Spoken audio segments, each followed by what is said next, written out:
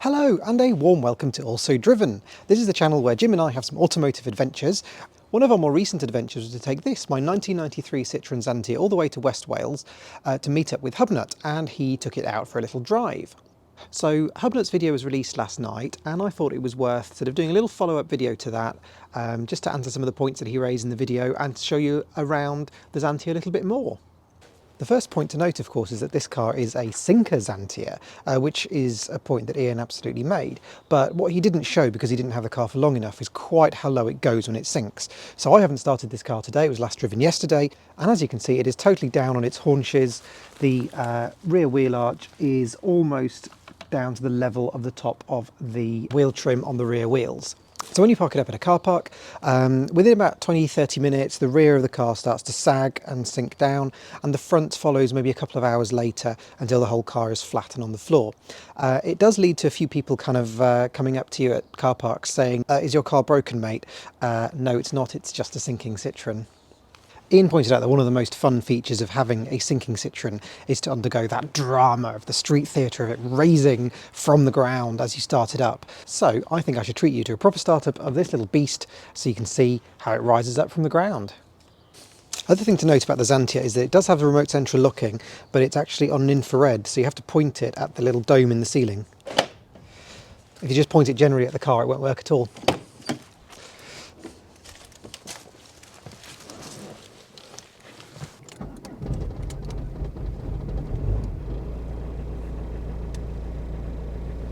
Oh yeah, it is a tad smoky from cold, this engine.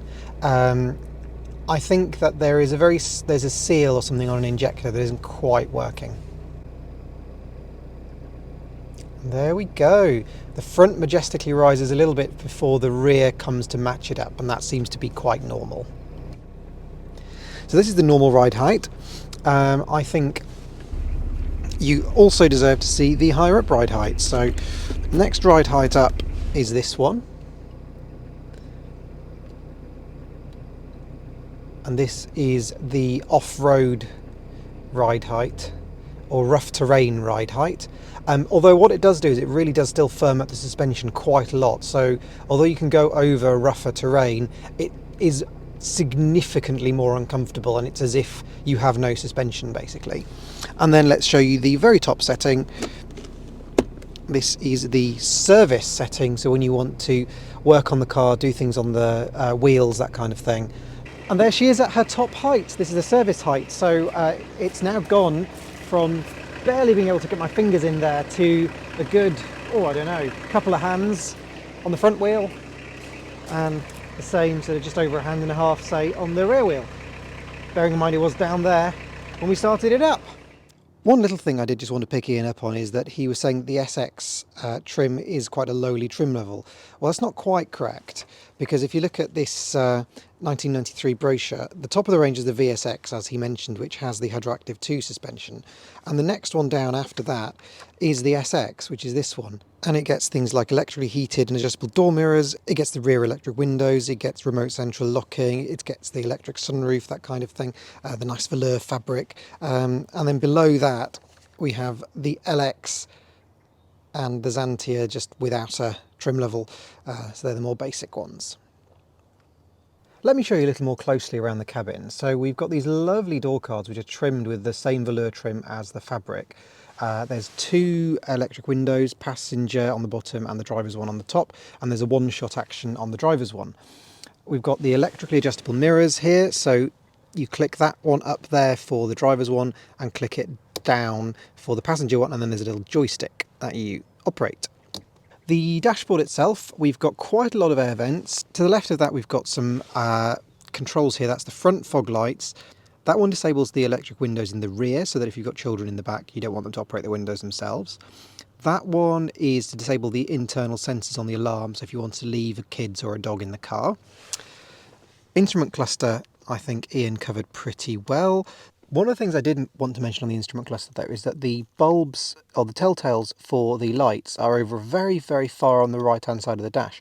And when you have your main beams on at night, you can barely see that lit up, because when you're sitting in the driver's seat it's completely obscured by the steering wheel. Looking to the left of the steering column, we have a blank there, and I think that's for air conditioning on a model that would have one. Then down the centre console, we've got two huge big air vents that are all super adjustable again, and you can individually control whether they're on or off.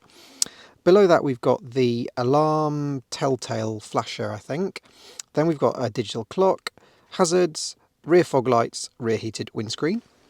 We have got the Citroen stereo cassette player here, which does work pretty well. Ian thought the radio didn't work because it asks for a code, which it does when you first turn it on. It says code, but then it immediately comes to life. I think that's just it processing the code, so I think he was a little bit impatient, so that works perfectly fine. Except a lot of the pixels have disappeared. That's the only thing, so you have to kind of guess what they're actually saying. And we've also got steering wheel controls here, that's sort of next. Can't remember what that one is. That mutes, and that's the volume. Below the radio, we've got the heater controls. They're all on a slider, so that decides where the heat goes. That's recirculation, fan speed, and heat.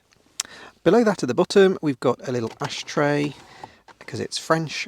And in the ashtray is the cigarette 12-volt socket, and we've actually got a Bluetooth transmitter here, so that transmits on a certain frequency to the radio, so we can actually have Bluetooth connectivity in this car, and it's completely kind of hidden as well, which I really like.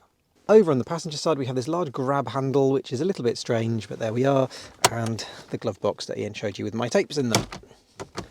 The sunroof works perfectly and is actually really lovely, although it's very, very noisy, kind of that futtering that you get at speed, so you always have to have a little, the rear windows down, just a tiny touch, just to stop the wind kind of giving you a headache.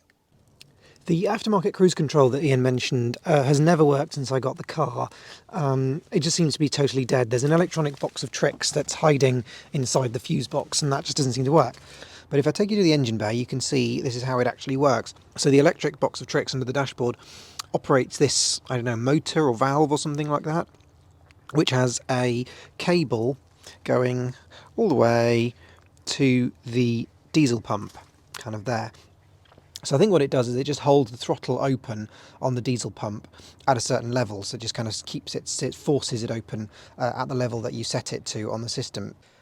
Looking in the rear of the car, we have, again, a very similar door card to the front ones with the lovely velour fabric there. We've got an electric window switch, handle, and the telltale for the lock.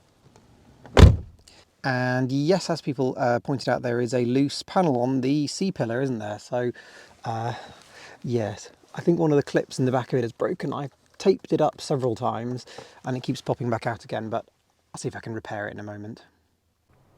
There we go, I've tucked it back in again. It's not perfect, and it probably will pop out again. It might need some industrial strength tape to hold it there. The cable that's dangling up there, by the way, is the high-level third brake light. It's an aftermarket one that someone fitted before I bought the car, and I have kept it because I do tend to do quite long journeys in this car, so I think keeping it is probably a good idea.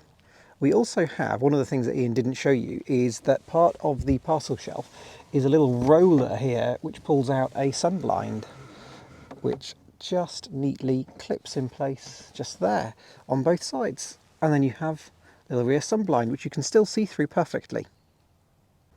Also in the rear, we have this rather nice armrest, which pops down to reveal the ski hatch, because 90s ski hatchage. Love it. Now, Ian didn't show you the boot because it was full of Jim's stuff, so I think it's probably only right that I show you. So to open the boot, you've got to press this button here, and then it lifts up. Ooh, it's reasonably heavy. There is a courtesy light which works sort of 60 or 70% of the time. It works on a kind of mercury switch up somewhere in the tailgate. I've tried to fix it. I have fixed it. It just only works sometimes. The tailgate is actually plastic. It's not metal. It's just one big plastic panel. Although it's still very, very heavy, which is surprisingly so. It lifts up this really chunky parcel shelf, which has got that inbuilt sun visor in it. And the boot itself is certainly very capacious.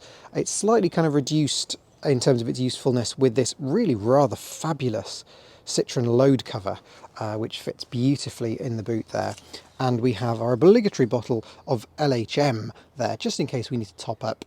The reason that the Xantia was full of Jim's stuff when Ian reviewed the Xantia a couple of weeks ago is that Jim had been borrowing the Xantia for probably about 3 months, because he was already over in Scotland with his Maria, and we decided that that needed a little bit of work and it was best if that could be done here. So we did a little weekend swap where I took the Xantia up to him and I drove back down in the Maria, having a lovely weekend in Glasgow at the same time. But whilst it was in Jim's custody in Belfast, there were a few issues with it, and I will cut now to Jim to explain all. Anyway, so we are in the Morsels and Motors, Sean's channel's Citroen Xantia diesel from 1993. It's actually the oldest one in the UK, and it's been having some problems. So we're just going to see if I can get it to start. Okay, we have lights, we've got this. Oh, we don't turn that off. Okay, right, let's see. Okay, I did use the glow plugs. They're very slow.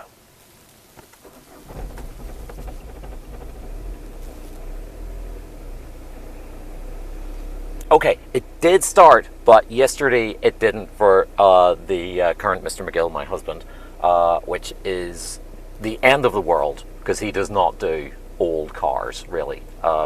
He'll drive them, but like when they go wrong, the first thing I do is get a phone call. Unfortunately, I was at 35,000 feet over the Irish Sea when this happened. I'm going to go in search of a battery, but not in the traditional way. I'm going to go search for a battery that's been left by the Irish battery leprechauns. I do use Twitter quite a lot, so I have this term on Twitter about being with my people. That means I'm in some absolute hellhole. In this case, McDonald's. And we're getting a hot chocolate. And as you can see, I'm no longer in the Citroen. I'm in Dea's, our Fiat Panda. He was given to me by a friend's dad when he passed away to go have adventures in. There you are. Lovely. Thank you very much. Cheers.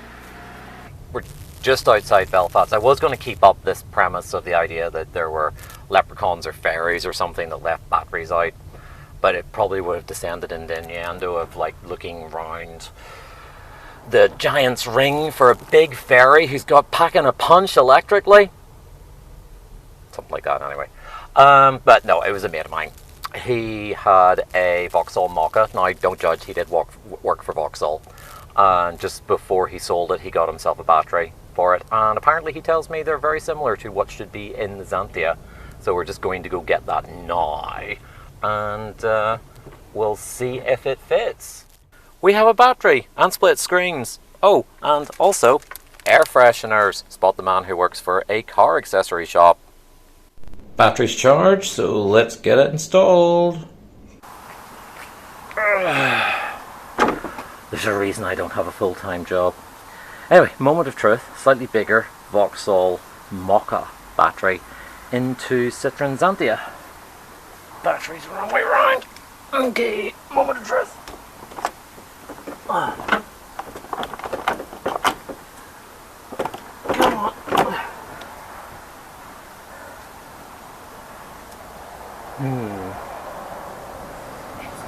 going well. That's the tight enough fit.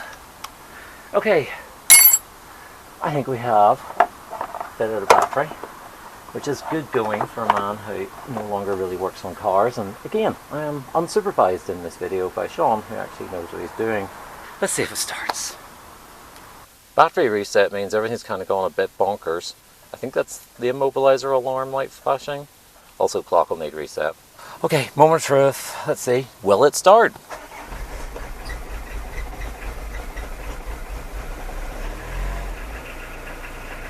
I think that's healthier.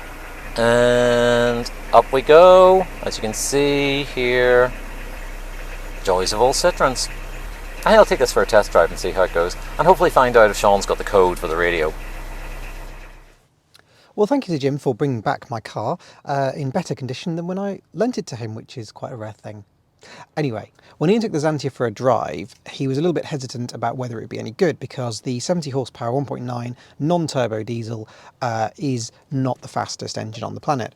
And as the owner of the car and someone who drives it regularly, I would agree with that, but I think that his assessment of it was actually completely fair. I think that the slowness does hinder you if you're trying to drive it like a petrol car or like a modern turbo diesel.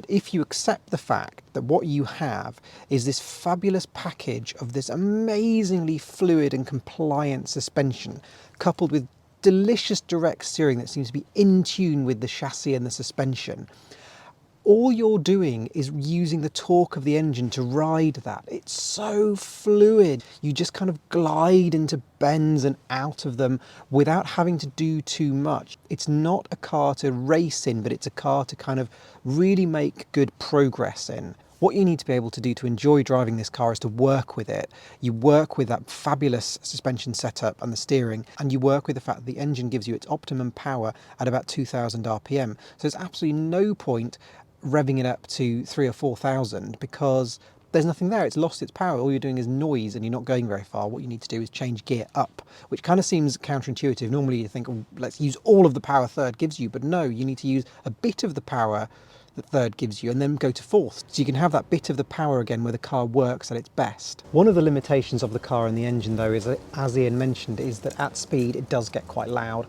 So at motorway speeds at 70 it does about 3,300 RPM. That is a bit less than the BX non-turbo, as Ian mentioned, but it is still pretty intrusive by that point. So I do tend to cruise at about 62, which is about 3,000 RPM, and it's kind of happy around that. It kind of just glides along effortlessly. It's absolutely delightful, as long as you're not in a massive hurry. So there we have it. That is our little follow-up video to HubNut's review of my 1993 Citroen Xantia. Join Jim and me again on this channel for all sorts of automotive adventures, including a trip to France in that yellow Astra over there that we did a couple of days ago. That should be going live over the weekend. We would absolutely adore it if you would subscribe to our channel, because we're just starting out. We haven't got a huge amount of subscribers, but we do like to do fun stuff. So we are hoping to just kind of video some of the fun stuff that we do and bring it to you so you can come along for the ride of some of the things that we do. Thank you very much indeed for watching, and we will see you again in the next video. Bye.